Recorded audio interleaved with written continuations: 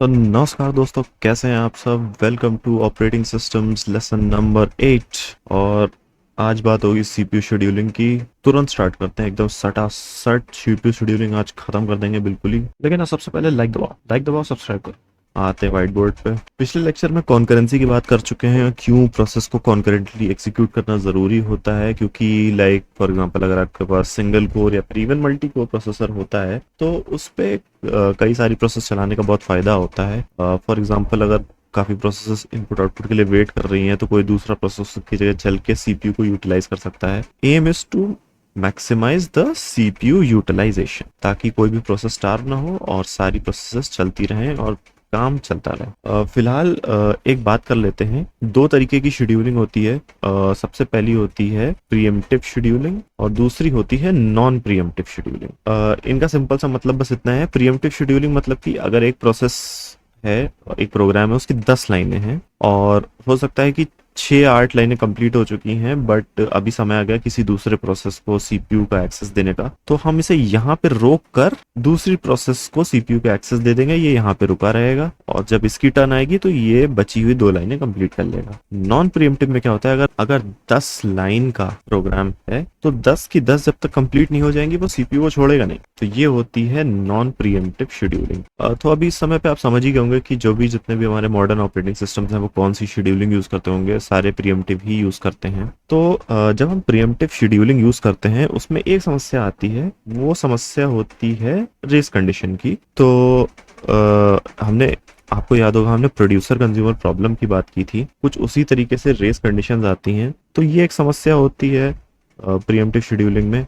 इसकी बात हम आगे के चैप्टर में जरूर करेंगे, बहुत डिटेल में करेंगे। अच्छा, based on what kind of scheduling हमारा ऑपरेटिंग सिस्टम कर रहा है उसके बेसिस पे कर्नेल का स्ट्रक्चर भी थोड़ा चेंज हो जाता है। कैसे होता है, एक नॉन प्रीएम्प्टिव कर्नेल जो होता है वो वेट करता है सिस्टम कॉल्स का and it doesn't pre-empt a process until वो कंप्लीट हो जाता है। पर इससे होता क्या है कि बाकी की प्रोसेस स्टार्ट करने लगती हैं ऑब्वियसली। यहाँ पर एक और टर्म आता है जिसको हम डिस्पैचर बोलते हैं। डिस्पैचर कुछ नहीं होता है। डिस्पैचर हमने बात की थी ना, वो स्वैप वाली चीज। तो वो स्वैप वाली चीज का सारा काम जो चीज है वो हैंडल करता है डिस्पैचर। और हमने ये भी बात की थी कि ये जो डिस्पैचर है उसमें थोड़ा समय लगता है ये सारे काम करने में। तो वो जो समय लगता है उस चीज को सिंपली हम बोल देते हैं डिस्पैचर लेटेंसी बोल देते हैं। तो जो वो हमें काम करने में समय लगा था, वो पीसीबी की स्टेट सेव की थी, उसके बाद फिर से दूसरे की लोड की थी, फिर एग्जीक्यूट किया था, वो सारा काम, उस चीज को बोलते हैं डिस्पैचर लेटेंसी। डिस्पैचर कुछ नहीं होता, एक छोटा सा प्रोग्राम होता है जो स्वैप करता है हमारे लिए चीजें।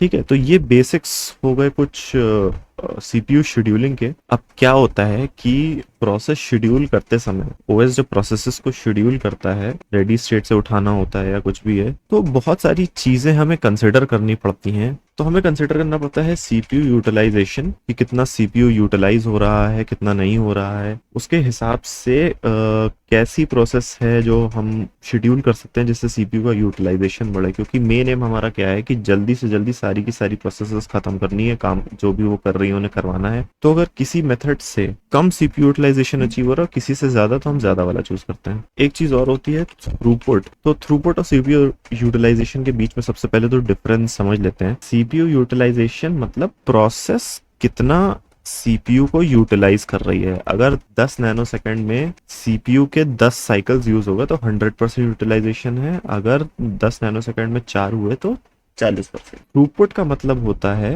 The number of processes that are completed within a unit time, उसको थ्रूपुट बोलते हैं। तो सपोज करिए कि 10 सेकंड बीत चुके हैं और 10 सेकंड में हमने 8 प्रोसेस कंप्लीट की, तो 8/10 उसका थ्रूपुट हो गया है। एक तरीके से 0.8 आप उसको कह सकते हैं। अब आप कहेंगे कि कोई बहुत बड़ी प्रोसेस है जो बहुत समय तक चल रही है तो वो तो थ्रूपुट खराब कर देगी। जी हाँ, बिल्कुल। तो उस केस में जो लंबी प्रोसेसेस के लिए थ्रूपुट होता है वो रेट कुछ हो सकता है 1 प्रोसेस इन मल्टीपल सेकेंड्स। और जो बहुत छोटे छोटे प्रोसेसेस होते हैं उसके लिए मे बी 10 प्रोसेस 1 सेकंड में भी खत्म हो सकती हैं। तो थ्रूपुट एक बहुत ही वेरिएबल एंटिटी है। उसको काफी एनालाइज करके तब देखा जाता है कि किस तरीके से हमें शेड्यूल करना चीजें। एक चीज आती है बहुत इंपॉर्टेंट है, टर्न अराउंड टाइम। तो टर्न अराउंड टाइम कुछ नहीं होता है, बस ये होता है कि कितने समय में सीपीयू ने एक प्रोसेस कंप्लीट की। तो अज्यूम करते हैं कि सीपीयू चला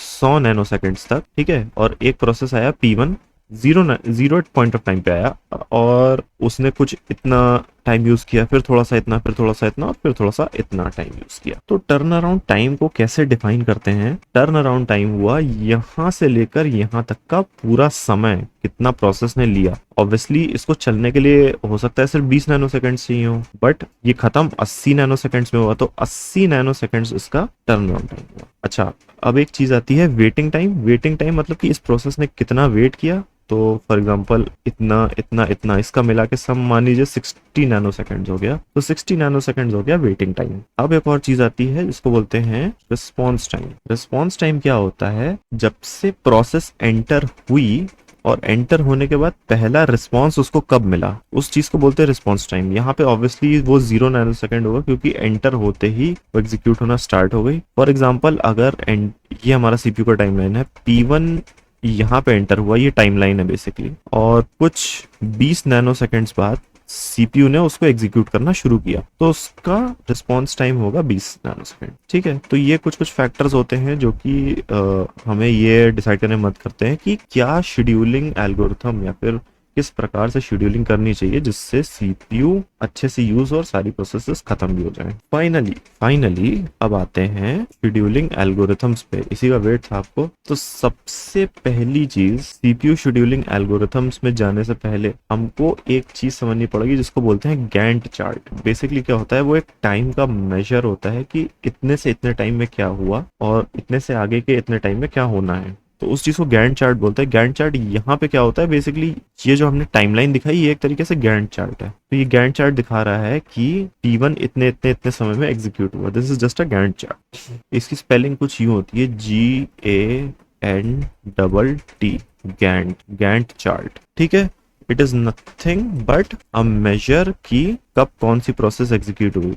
लेट से 0 से लेके 10 नैनो सेकंड्स तक P1 चल रहा है, फिर 10 से लेके 12 तक P2 चल रहा है, फिर 12 से लेके 14 तक P3, फिर उसके बाद फिर से P1 चलने लगा 14 से लेके 20 तक, समथिंग लाइक दैट। तो इस चीज को गैंट चार्ट बोलते हैं। और जब भी आप सीपीयू शेड्यूलिंग का क्वेश्चन सॉल्व कर रहे हो, इसको जरूर बना लीजिएगा तुरंत। फॉर एग्जांपल कोई गेट का क्वेश्चन ले लेते हैं, आप सॉल्व कर रहे हैं, आपने तुरंत गैंट चार्ट बनाया, तुरंत नंबर लिखे, और यहाँ से आपको सारा पता चल जाएगा। वेटिंग टाइम कितना है, रिस्पॉन्स टाइम कितना है, टर्न अराउंड टाइम कितना है, सारा आपको पता चल जाएगा, और तुरंत फिर आपने कैलकुलेट करके आंसर टिक कर दिया। तो इन जनरल गेट, नेट वगैरह या फिर कोई भी पीएसयू का एग्जाम हो, उसमें वैसे तो वेरिएबल होता है, बट मिनिमम ऑफ 60 सेकेंड्स या 45 सेकेंड आपको मिलते हैं पर क्वेश्चन। उसमें तुरंत से गैंट चार्ट बनाइए, गैंट चार्ट बना के नंबर्स लिख लीजिए। नंबर्स जैसे आप लिखेंगे आपको दिखना स्टार्ट हो जाएगा कि इसका पहली वाली का टर्न अराउंड टाइम आप मन में कैलकुलेशन कर लेंगे कि इतना होगा, तो तुरंत से पता चल जाएगा। फिर दूसरे का, तीसरे का, ऐसे करते करते under 60 second it is possible to do this question. चलिए अब फाइनली अब आते हैं शेड्यूलिंग एल्गोरिथम्स पे। First come first serve. Basically जो प्रोसेस पहले आया वो पूरा होगा, उसके बाद ही दूसरा प्रोसेस एग्जीक्यूट करना स्टार्ट करेगा। तो फॉर एग्जांपल हमारे पास P1 है, P2 है, तो P1 लेट सपोज लेता है 10 नैनो सेकंड, या सिंप्लीफाई करने के लिए क्वेश्चंस में क्या होता है, इसको सीपीयू साइकिल्स के यूनिट में रिप्रेजेंट करते हैं। तो P1 लेगा 10 सीपीयू के साइकिल्स, यहाँ पे कुछ लिखेंगे नहीं, अगर P1 के आगे 10 लिखा है आप समझ लीजिए 10 सीपीयू के साइकिल्स। P2 लेगा 50 सीपीयू के साइकिल्स, ठीक है। तो गैंट चार्ट कैसा बनेगा, P1 लेगा 10, P2 लेगा 50। तो ये होता है FCFS शेड्यूलिंग। पहले P1 पूरा जब खत्म हो जाएगा उसके बाद P2 स्टार्ट होगा। So this is the most simplest kind of CPU scheduling algorithm, first come first serve. As you can see, this is a non-preemptive kind of a scheduling algorithm. एक term है, हो सकता है gate के paper में पूछी जाए या बताई जाए, कुछ ऐसा हो, उस टर्म को बोलते हैं कॉन्वॉय इफेक्ट। कहीं गेट के पेपर में, नेट के पेपर में आ जाता है, होता कुछ नहीं है। कॉन्वॉय इफेक्ट का मतलब क्या होता है कि फॉर एग्जाम्पल P1 लेता है 1000 सीपीयू साइकिल्स। अब हमारे पास P2 से लेके P100 तक प्रोसेसेस आ गई, ये सब लेती हैं 50, मान लीजिए कोई एक या कोई दो, कोई 4 सीपीयू साइकिल, ठीक है। अब क्या होगा कि P1 एग्जीक्यूट होना शुरू होगा, P1, और वो एग्जीक्यूट होता जाएगा। मीनवाइल हमारे पास P2, P3, P4, P5 आती जाएंगी। P2 आ गया, यहाँ पे P3 आ गया, P4 आ गया, ऐसे P100 आ गया। बट अभी भी क्या हो रहा है, P1 एग्जीक्यूट हो रहा है। तो ये क्या, एक कारवां सा लग गया। किसका कारवां? प्रोसेसेस का कारवां लग गया है। तो इस चीज को बोल देते हैं कॉन्वॉय इफेक्ट। कहीं गेट के पेपर में आए तो आप समझ जाइए यही चीज है, बेफालतू की एक नाम दे दिया बस उसे, ठीक है। अब इस चीज को टैकल करने के लिए क्या बना, इस चीज को टैकल करने के लिए बना शॉर्टेस्ट जॉब फर्स्ट एल्गोरिथम। नाम से ही आप समझ गए होंगे कि अगर हमारे पास एक समय पे 10 प्रोसेस है, P1 से लेके P10, और वो कुछ ऐसे 5, 2, 3, 5, 4 ऐसे टाइम लेती हैं, तो जो सबसे छोटी प्रोसेस होगी, मान लीजिए P2 2 टाइम लेती है, तो सबसे पहले हम P2 को एग्जीक्यूट कर देंगे। उसके बाद अगली वाली 3 P3 3 टाइम लेती है, उसको करेंगे। उसके बाद 4 वाली कौन सी है, P11 है, फिर उसको करेंगे। ऐसा कर देंगे। तो इस चीज को बोलते हैं shortest job first scheduling algorithm. अब इसमें क्या समस्या आती है, इसमें समस्या ये आती है कि जो हमारी मान लीजिए बहुत कोई बड़ी प्रोसेस है, ये 50 का टाइम लेती है। अब क्या होगा, जैसे प्रोसेसेस आती जाएंगी वो शेड्यूल होती जाएंगी, लेकिन ये बेचारी यहीं पे बैठी रहेगी P1, क्योंकि बहुत ज्यादा टाइम लेती है। हम शॉर्ट वाली सारी वो कर रहे हैं, शेड्यूल कर रहे हैं। तो इससे क्या होगा, इस प्रोसेस का होगा स्टारवेशन। लिख देता हूं मैं, स्टारवेशन। स्टारवेशन मतलब कुछ नहीं, इसका वेटिंग टाइम बढ़ता जाएगा, बढ़ता जाएगा, बढ़ता जाएगा, बढ़ता जाएगा। इससे क्या होगा, आपके जो एंटायर सिस्टम का एवरेज वेटिंग टाइम है वो भी बढ़ता जाएगा, बढ़ता जाएगा, बढ़ता जाएगा।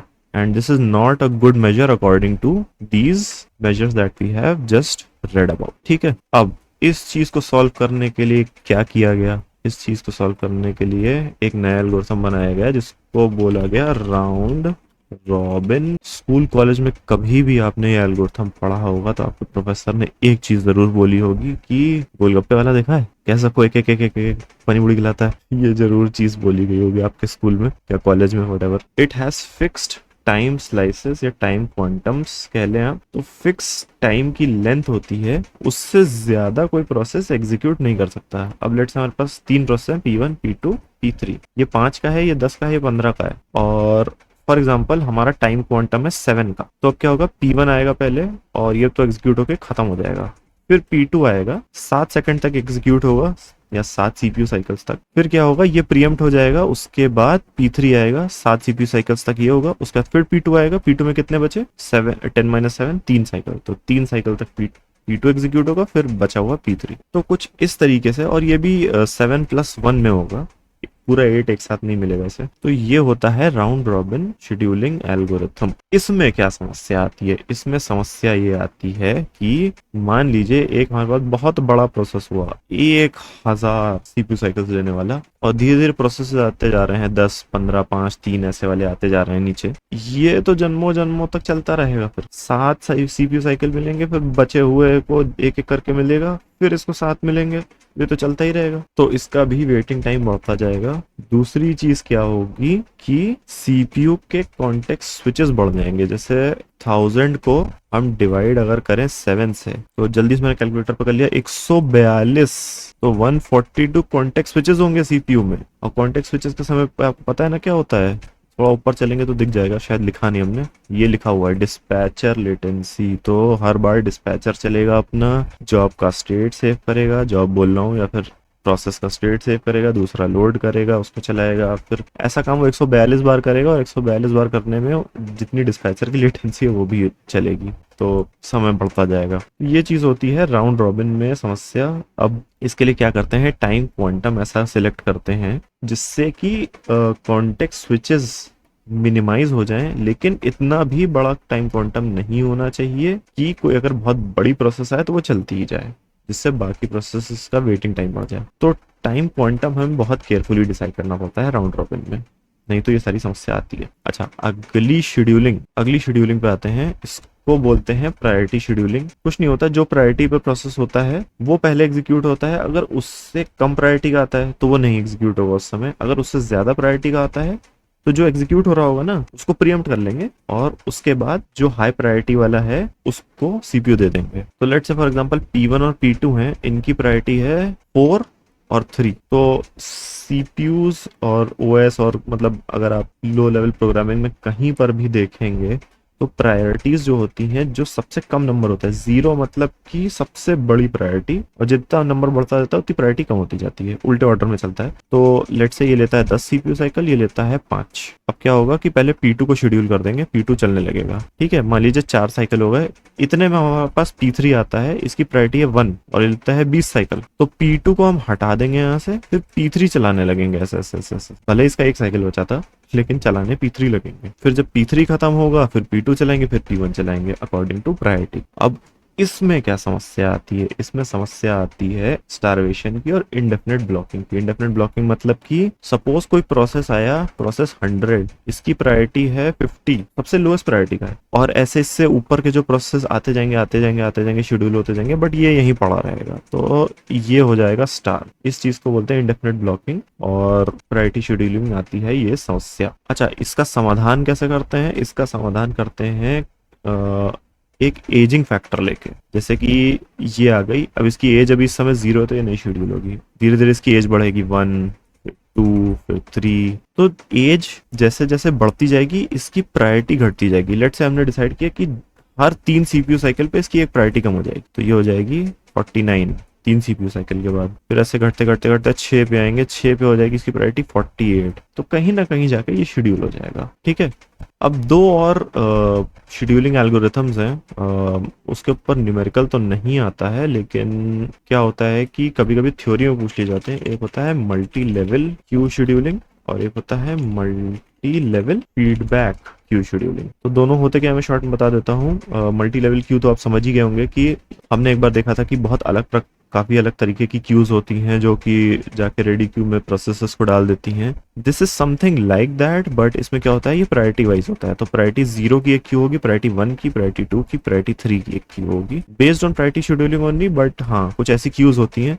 तो इसमें क्या होता है कि इसको जल्दी जल्दी शेड्यूल किया जाता है, इसको थोड़ा कम रेट से, इसको इससे भी कम रेट से, और इसको सबसे कम रेट से शेड्यूल किया जाता है। तो शेड्यूलिंग के रेट्स डिफर करते हैं क्यूज में, बट मल्टी लेवल क्यू का पर्पस सिर्फ उतना होता है कि प्रोसेस को प्रायोरिटी वाइज सेग्रीगेट कर देना, ताकि जो इश्यूज प्रायोरिटी शेड्यूलिंग में आ रहे थे वो इश्यूज नहीं आएंगे। हम धीरे धीरे करके सारी प्रोसेसेस करेंगे तो शेड्यूल, बट जो सबसे जरूरी है वो जल्दी होंगी, जो कम इंपॉर्टेंट है वो थोड़ी थोड़ी देर में होंगी, बट होंगी जरूर। अच्छा, मल्टी लेवल फीडबैक क्यू क्या होती है? मल्टी लेवल फीडबैक क्यू कुछ नहीं होती है, इसी की तरह होता है, but what happens in it is कि ये जो टॉप वाली क्यू है, सारा शेड्यूलिंग सीपीयू का इसी से होता है। फिर धीरे धीरे करके प्रोसेसेस अपग्रेड होती जाती हैं कि तुम इससे इसमें आ गए, इससे इसमें आ गए। ये होता है multi level feedback queue scheduling. इसी तरह थ्रेड शेड्यूलिंग होती है। प्रोसेस के अंदर थ्रेड्स होते हैं बहुत सारे, तो कौन से थ्रेड को कितना सीपीयू कब मिलेगा, वो चीज होती है। थ्रेड की शेड्यूलिंग इतनी ज्यादा पूछी नहीं जाती है, थ्योरी वाइज भी नहीं और मतलब प्रैक्टिकल भी नहीं पूछा जाता है। तो इसके ऊपर कभी और बात करेंगे। अगर बात करनी हो तो आप मुझे जरूर कमेंट्स में बताइए कि इसके ऊपर बात करनी है तो कर लेंगे। फिर आती है मल्टी प्रोसेसर शेड्यूलिंग। तो उसके कुछ अलग कॉन्सेप्ट्स होते हैं, बट अभी बहुत समय हो गया है तो वापस आ जाते हैं। अगले लेसन में इसके करेंगे कुछ न्यूमेरिकल्स, और न्यूमेरिकल्स करने के बाद